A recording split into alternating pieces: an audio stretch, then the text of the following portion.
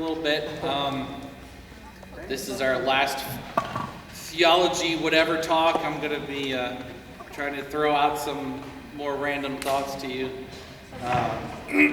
Because I can't think in an organized way. It's always random, so it's just the way the ADD brain works. So I guess you can say that I'll be talking a little bit about, what we're supposed to do with our lives, where we're going, maybe throw in some practical wisdom.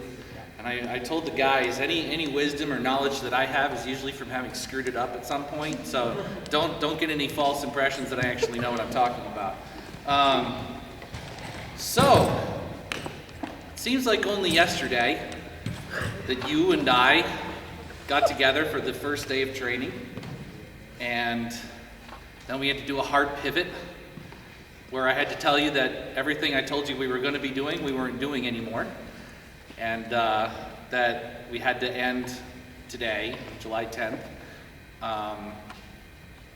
And it's been quite a ride, and I've been quite impressed with all of you.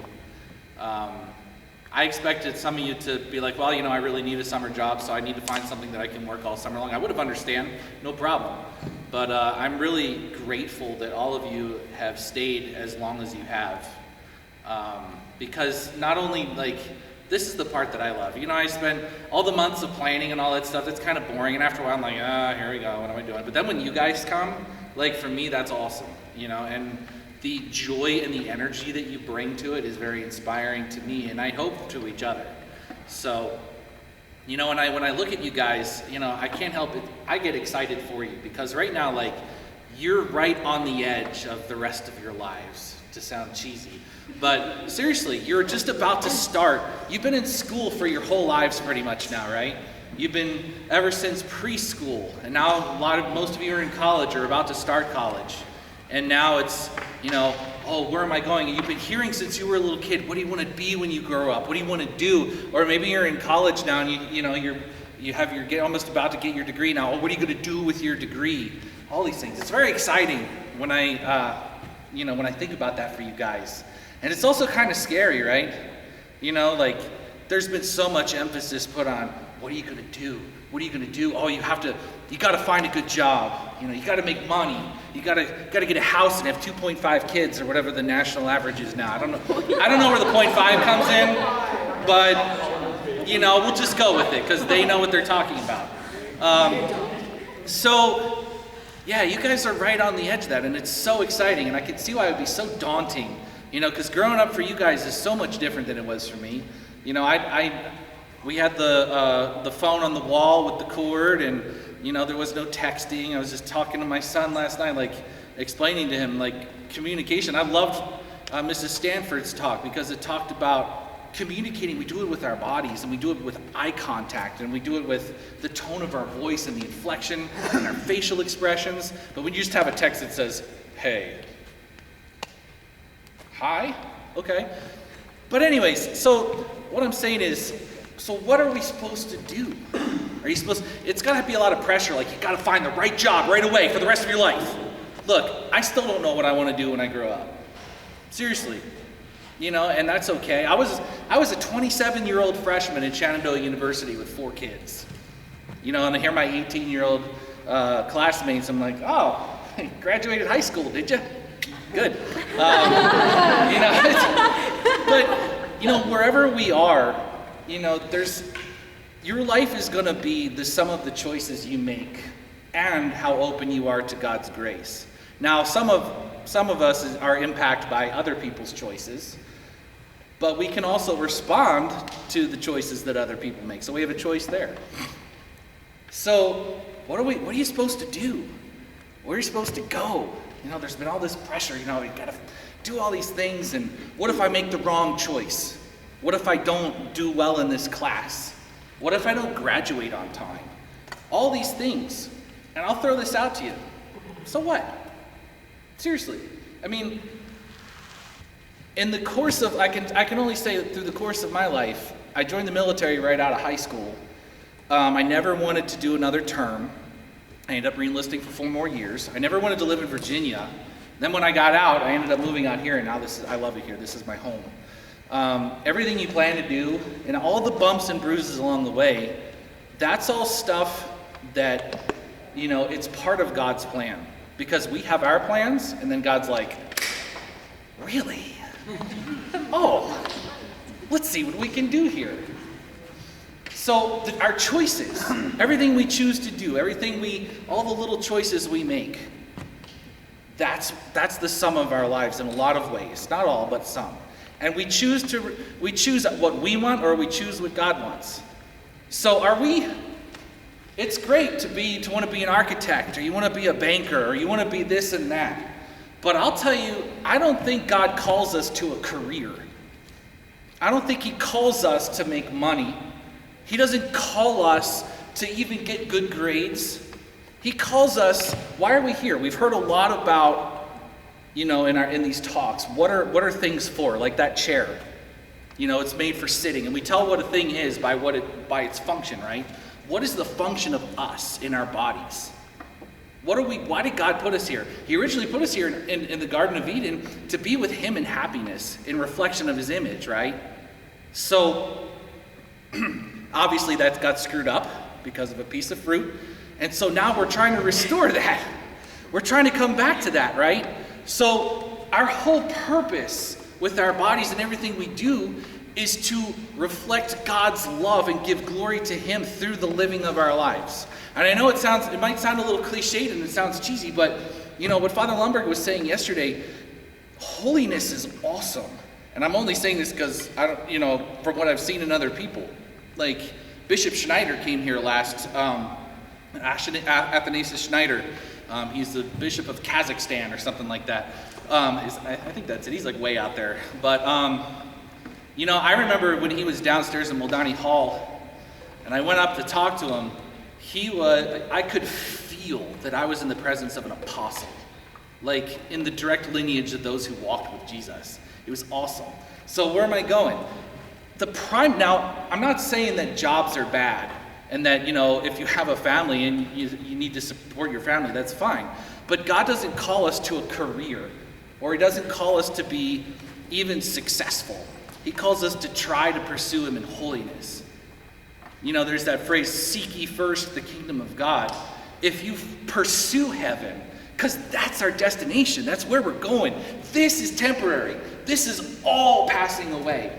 This gym, this world, everything. And our destination is heaven. So everything, if we pursue heaven and we seek God, then the rest of our lives can fall into place. Because we're doing it out of love. Loving other people with our body. And sometimes that love is tough.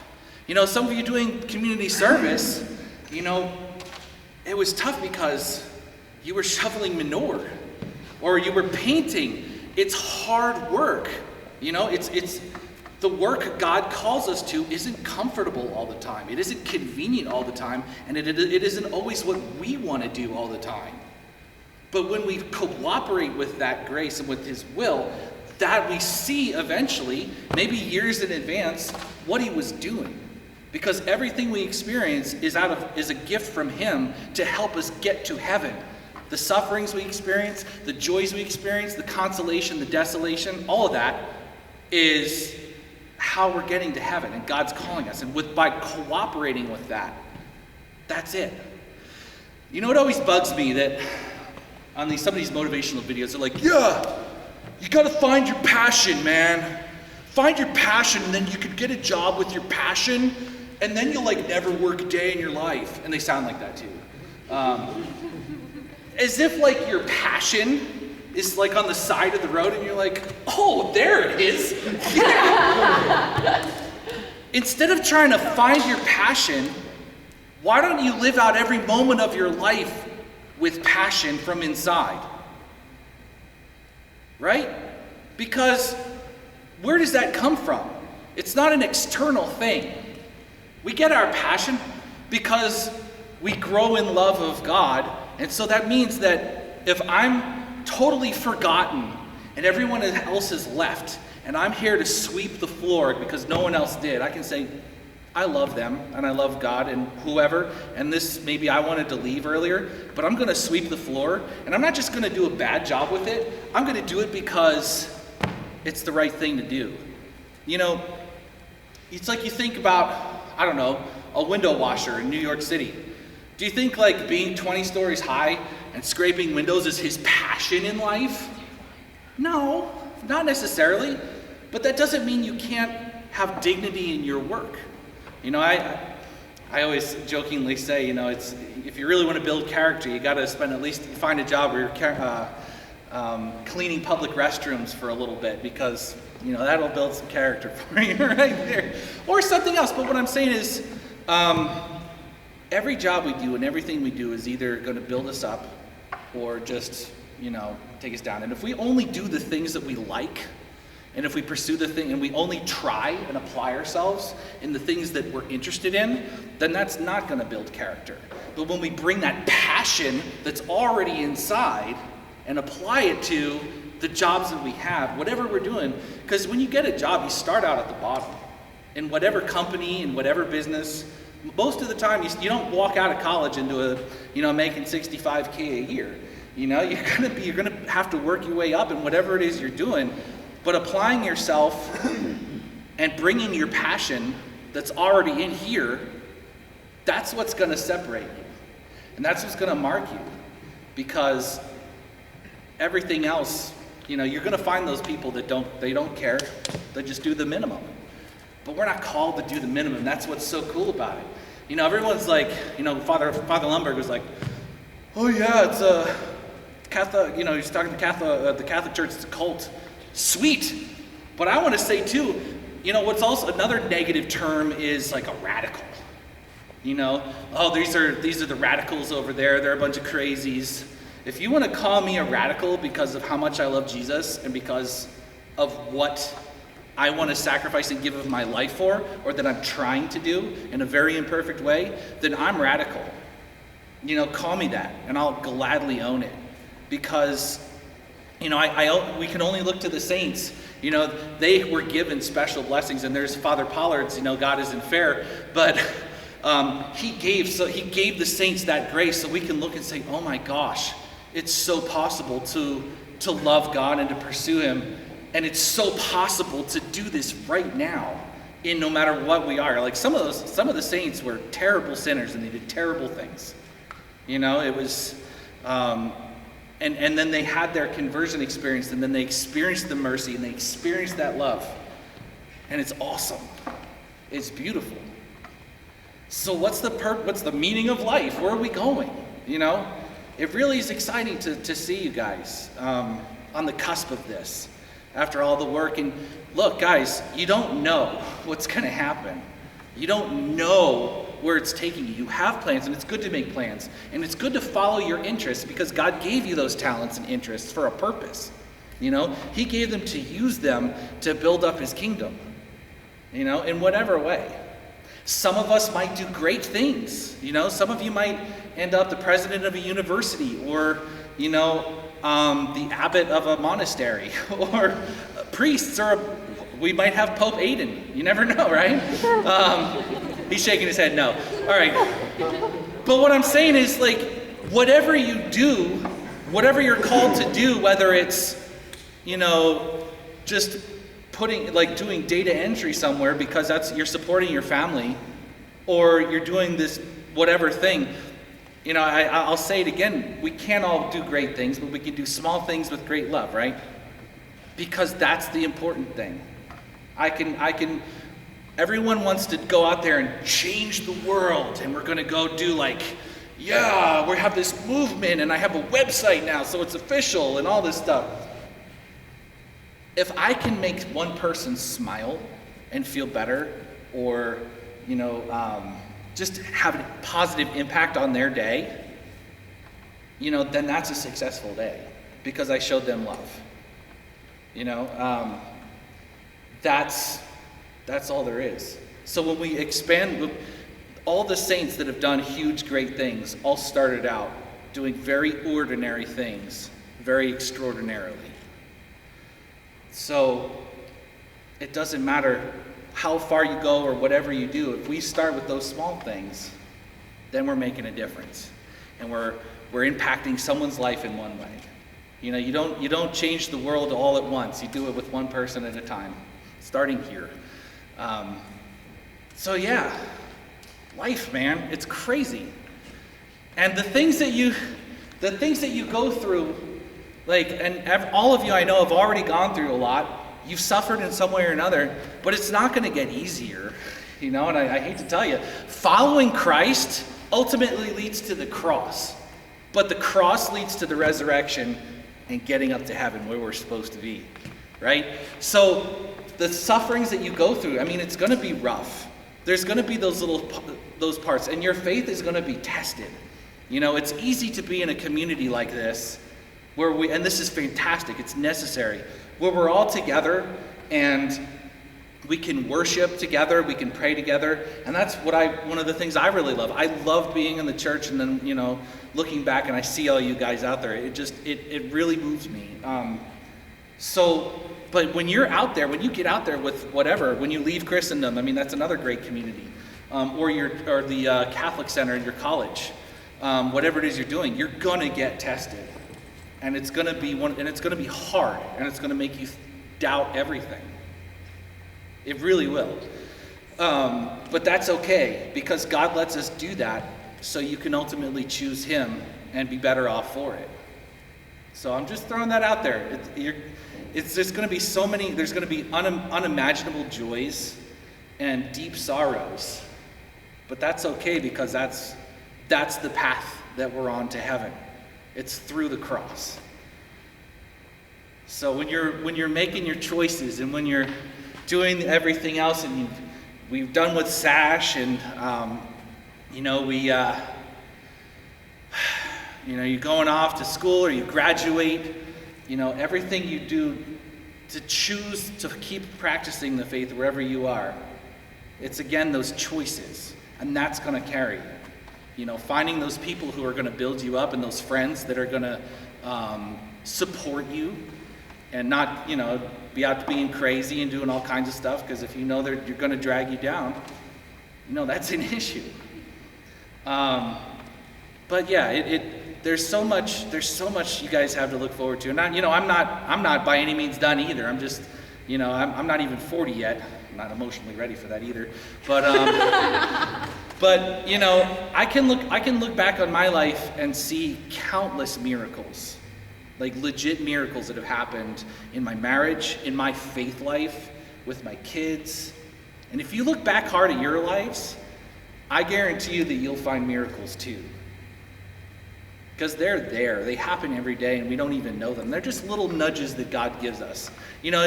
Father Pollard or whatever talk said that, we've already received He's already given us all the grace we need to get to heaven. We have the church, we have the sacraments, but God, that's not enough for Him. He gives us little nudges. He gives us signal graces. He gives us little bits of, when you're feeling really happy, and He lets you feel His love and His presence. He lets you know all these things to keep going in life, to keep pushing forward, because He can't be outdone in generosity. So I won't yammer on too much longer, but one of my favorite quotes from John Paul II's letter to artists. Hold on. I absolutely love this. Not all are called to be artists in the specific sense of the term. Yet, as Genesis has it, all men and women are entrusted with the task of crafting their own life. In a certain sense, they are to make of it a work of art, a masterpiece. Let that sink in for a second. That's beautiful. I love that so much, because we're here to get to heaven and to show God's glory. And the choices we make are the life, when you look back at everything, that's the masterpiece. That's the work of art. And every single one of your lives is a work of art. Every one of your lives is beautiful. Every single person sitting here, and again, I'm not trying to sound cliched, but you truly are a living, breathing image of God. And that already is a masterpiece. That already is something amazing. So, I hope been a solid 7 weeks actually, I guess. But so just remember that, you don't know what the masterpiece of your life is going to look like yet, and mine is still happening before me too. But we can know that, moving forward, it's and all the craziness and all the ups and downs, we know that if you just seek first the kingdom of God, then everything else is going to fall into place. So, I appreciate you letting me talk at you for a little bit. I want to open it up now. If anyone wants to share, we could turn the camera off for this too.